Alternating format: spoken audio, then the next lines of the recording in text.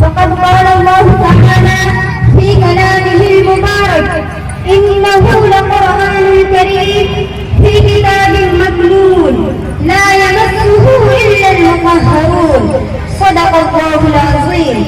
وقال نبينا وسيدنا صلى الله عليه وسلم: خيركم من تعلم القرآن وعلمه، أو كما قال عليه الصلاة والسلام. رئيسة الحفلة المبجلة وزملاء الكرام والمستمعون، قد تلوت أمامكم آية من القرآن الكريم الآن كما سمعتم، وهكذا قرأت الحديث النبي المكرم صلى الله عليه وسلم الذي يظهر خصائص القرآن العظيمة ومرتبة من يشتغل بالقرآن تعلما وتعليما. أيتها الأخوات الأحبات، إني أود أن أسعد بتبيين فضائل القرآن وأحظى بأن أكون رغب اللسان بذكره الكريم. أيها الأخوات، هل أنتم تعلمون ما هو القرآن الكريم؟ القرآن هو الكتاب الذي نزل الله عز وجل من السماء إلى الدنيا على عبده الحبيب محمد صلى الله عليه وسلم. والقرآن هو الكتاب الذي نزل هداية الناس إلى الطريق المستقيم.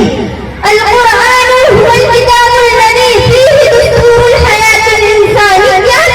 والقرآن هو الكتاب الذي فيه شفاء للناس بما في الصدور. أيها الإخوة، فعلينا أن نعمل بما جاء في القرآن بعد أن تقبلنا دستور حياتنا، وأن نأخذ أحكامه بالنماذج ونحث إخواننا المسلمين على أن يعيشوا بمنهاجه ويسلكوا سلك هدايته في كل مكان وزمان. لا يكونن الذين لا يؤمنون في الناس إن رسولنا صلى الله عليه وسلم يدعونا بهذا النصر إلى القيام بحفظ القرآن ويرغبون في دينه وروحه حياتنا ونور هدايتنا المستمعون. هذا هو القرآن المبارك الذي أعلن الله تبارك وتعالى في صيانته، وقال في كلامه المبارك: إنا نحن نزلنا الذكر وإنا له لحافظون. هذا يبعد عنهم كل المعطي لأنهم لم يستطيعوا ولم يستطيع أن يأتوا بمثل سورة من سور القرآن. القرآن تحداهم جميعا. قل إن اجتمعت الإنس والجن على أن يأتي بمثل هذا القرآن لا يأتون بمثله ولو كان بعضهم لبعض ظهيرا. وقال في موضع آخر: فأتوا بسورة من مثله وادعوا شهداءكم من دون الله إن كنتم صادقين.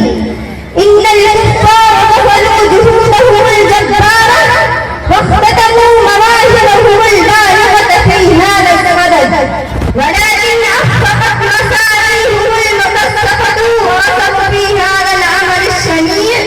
إخواني، إلى أين نذهب وكم بدلنا ونتغافل عن القرآن؟ متى نلتفت إلى الله وإلى تعالوا إلى كلمة التوحيد فتنظاما ونتوحد ونكون محببين لدى الله. وبذا أختتم كلامي، والسلام عليكم ورحمة الله. السلام عليكم. وعليكم السلام.